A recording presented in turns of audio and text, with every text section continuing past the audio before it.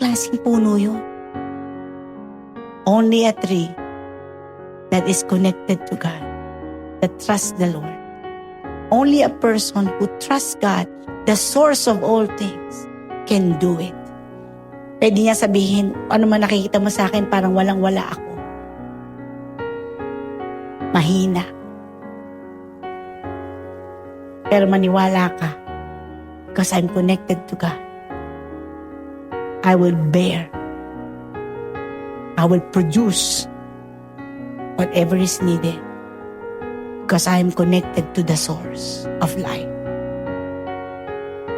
Ang sarap kasama ng mga taong ito. Oh God, these people are so powerful that you don't depend on what you see in their outward appearance, but you see their spiritual guidance. You see the spirit inside of these people because they get the fruit from the Spirit of God. They supply it not from the outer sources. Dry nga eh. Drought nga eh. Pero grabe.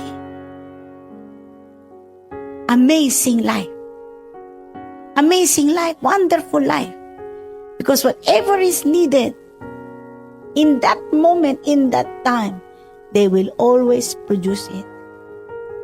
Amazing. Open your Bible to Jeremiah, chapter 17, verse 7 to 8. It says here, "But blessed is the one who trusts in the Lord, whose confidence is in Him. They will be like a tree planted by the water that sends out its roots by the streams. It does not fear when heat comes. Its leaves are always green. It has no worries in a year of drought and never fails to bear fruit." Mapalad ang sinuman. Sabi mo, kasama ka doon. Blessed is the one. Hindi pinili lang. Anyone. Amen. So, huwag kang mag-alala. Amen ba? Kasi bago dyan sa pinagpala, anyone.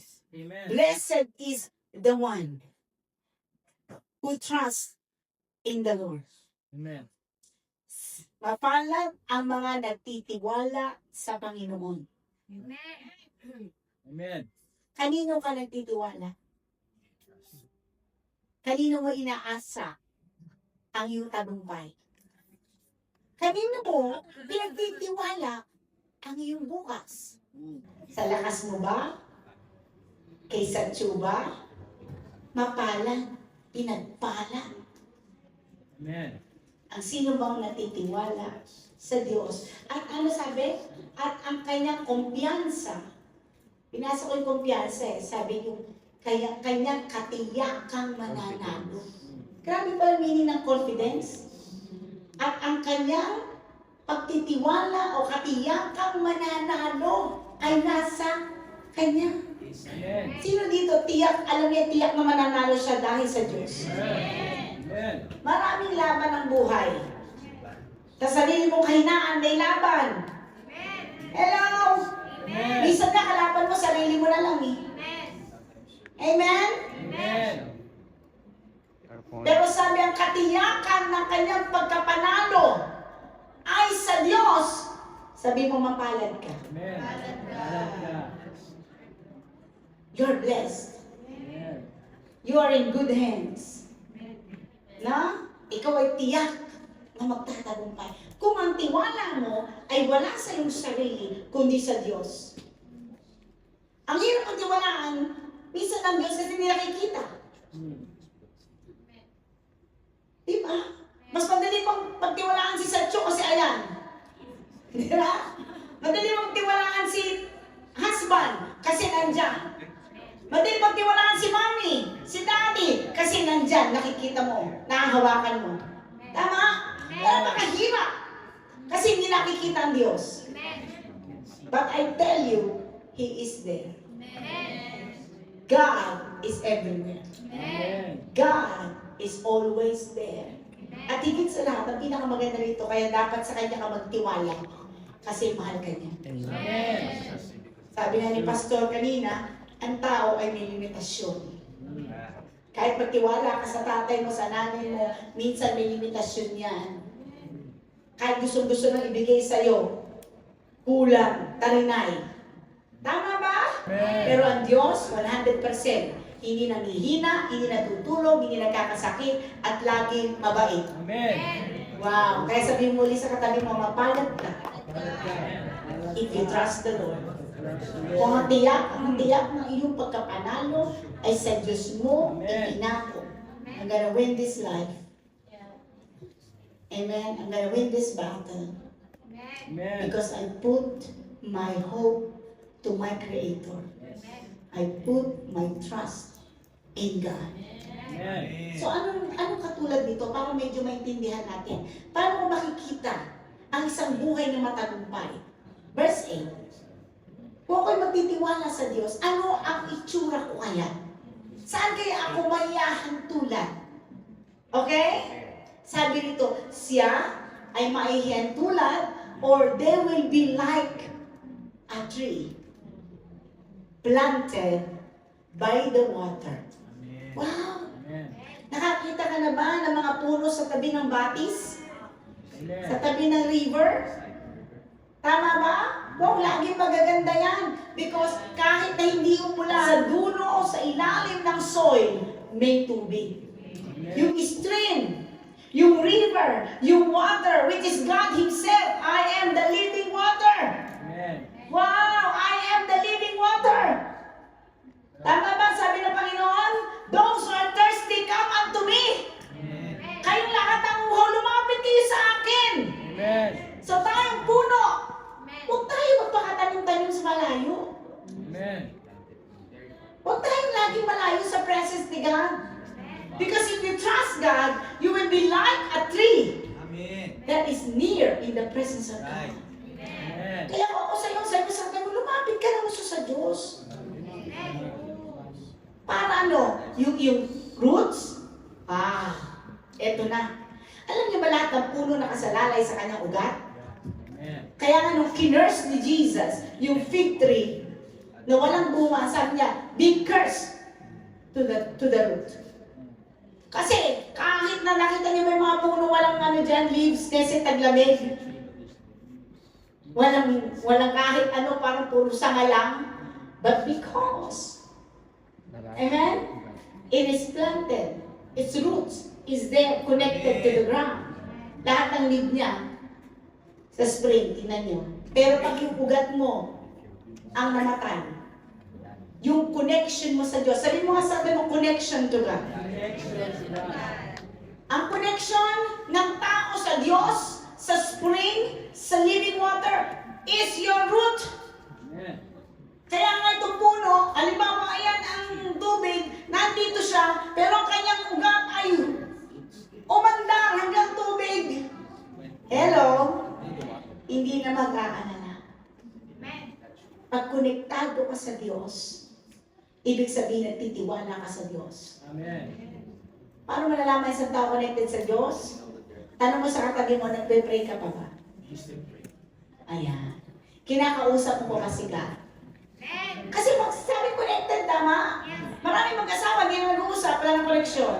Maraming magkakapatid, dahil hindi na nag-uusap, walang koneksyon. Hello? Maraming magulang at anak, walang koneksyon. Kasi bakit? Hindi nag-uusap. Are you still talking to God? Amen. Pag nag-altar call ba ang pastor, di ba madali ka bang lumapit sa altar? Alam niyo, malalaman niya nagtatrust kay Lord eh. Totoo lang. Amen. Uhaw yan sa Diyos. Ah. Alam mo yung root? Kaya niya hinahanap yung tubig. Alam lang din na yun eh. Amen. Kung nasa yung tubig, maniwala kayong root dun pupunta. Walang root na palayo sa tubig.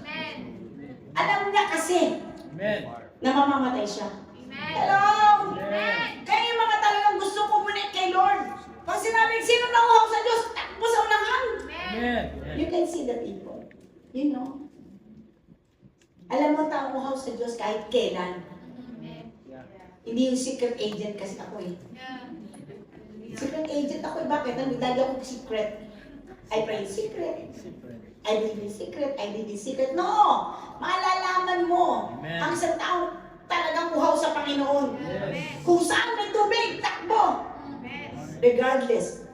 Kung ikaw ay pastor. Amen. Kasi minsan naantay ng mga pastor, mag-altar ko lang mga tao eh. Altar ko na may membro ko. Ikaw mag-altar ko, mag-altar ko yan. True. Amen. Kung sabi prayer, sali. Kung sabi live group, sali. Nauuhaw. Ano mangyayari sa kanya? Hindi siya matatakot dumating man ang tag-init. Amen. Minsan talaga may tagtuyot. Pero sabi rito, hindi sila natatakot. Yeah. Amen. Hindi sinabi hindi mararanasan ang heat. Makinig. Hindi ibig sabihin, hindi mo mararamdaman ang init. Amen. Pero pinag-uusapan dito, hindi yung hindi nararanasan yon. Kung hindi siya natatakot sa panahon ng tag-init. Amen. Oo, nararamdaman mo minsan ang pain. Nararamdaman mo minsan may sakit ka. Pero sabi mo, hindi natatakot. Amen. Kasi tiwala mo ay sa Diyos. And its leaves are always green. Ang nagtitiwala daw sa Diyos, ang itsura nito, yung punong laging nuntian o laging green yung kanyang dahon. Nalalaman mo ang isang puno o isang halaman pag ito ay patay na. Ano yung itsura ng leaves? Brown, di ba? Tuyot. Pero ang titiwala sa Diyos, pagkita mo rito, laging maganda. Laging masaya. They speak life. You know, Amen. leaves, sabi ni Pastor, are life. It's like your life. Yes. No? Laging buntian. Laging maganda. Laging yung bright. It testifies that God is good in your life. Amen. It testify na talagang ito ay connected kay Lord kasi pag nakikita ko siya parang lumiliwanag. They always testify through their lives, through their lives and lives, o yun na rin, lives and lives, that God is good. Amen. Amen? Kitang-kita mo sa taong ito, mabuti talaga ang Diyos. When you see them, you can always say that God is alive. Amen. When you see them, you can always say God is good. Amen. When you see those people, you say God is kind. Amen. Di ba? When you see them, you say God is faithful. Yes. Amen? Amen. They represent always the goodness of the Lord. Amen. Hallelujah. Amen. It has no worries in a year of drought. Grabe naman ito. Minsan talaga mahaba ang tagtuyot. Minsan talaga inaabot ng taon ang tagtuyot. Kasi di ba minsan nag-pray tayo, nandiyan na ang blessing mo. Pagdating mo, Why is it not there? yung isa nakita ko, tanggap ko na. O talaga, buti ka pa. Ba't ako ang tagal? Sabi mo, minsan ganun talaga. Mahaba ang pagsubok. Mahaba ang kawalan. Hallelujah! Amen. Tingnan niyo ang Diyos, ang bait, ang faithful niya. Pati sa word niya, totoo siya. Amen. Para hindi ka nagtatampo sa Panginoon. Sabi mo, Lord, ano masabihin namin magiging amin? Lord, sabi mo, pag nanalangin kami darating, eto meron din sinabi nito, minsan talaga ang tagtuyot ay mahaba. Amen. Pero ano sabi nito, ang nagtitiwala sa Diyos, at ang kanyang katiyakan ng pagkapanalo sa buhay ay sa Diyos, hindi siya nag-aalala. Amen. Grabe, no? Kumakato ang alala, pero Lord, my confidence is in you. Amen. Ang saya, di ba? Amen. Because God never fails. Higit sa lahat, God loves you. Yeah. Iiwan ka ng tao, sabi ng Bible, iiwan ka ng iyong asawa, anak, kapatid, hindi ka iiwan ni Jesus. Amen. Amen? So you don't worry na kahit mahaba ang lakad nang wala. and it never fails to bear fruit. Kahit drought, even it is dry time, meron ka pa rin 9 fruits. Amen. It never fails to produce those fruits. Ano yun? In the time ng kawalan, mabait ka pa rin. Amen. Nothing. What are the nine fruits of the Spirit? In time ng kawalan, in time ng pagsubok, mahabang dilim. Hindi mo alam kung uunlad pa. Hindi mo alam kung makapagsisimula ka pa. Hindi mo alam kung uulan pa. Mm. Pero, because you are connected to God, you always produce yung mga bakit. Amen. Kaya nga hindi mo halata sa mga taong ito na tuyot pala siya ngayon. Lumalakad pala siya sa pagkawalan eh. Because they always produce what is needed. Amen. They never fail Amen. to produce what is needed in that time. Yes. If it's time to love, you can still love. Amen. Amen? Amen. If it's time to bear joy, it never fails to produce joy. Amen. Tumatawa pa rin. Love, joy, patience. Kaya pa rin itong magtiis. In time, kahit ito'y walang-wala, kapos na kapos, may sakit, mahaba ang panahon ng pagsubok, sila ay mapagpasensya. Amen. Sila ano pa? Mababait. Kind. Mabubuti. They're still gentle. Amen. At napagpigil pa rin siya sa sarili. So those people that trust God, it's like a tree. You are a tree. Amen. Planted by the Lord. Amen. Near in His presence. Amen. There are time of heat, there are time of drought, but you will never fail to bear fruit. Amen. Whatever you need is not given by the surrounding. Whatever you need to produce, it is given by God. Amen. Grabe mga buhay na to. Walang pagkukunang pag tinignan mo yung paligid tuyo. Pero they will always produce what is needed because they are connected to God. They are powerful people. Amen?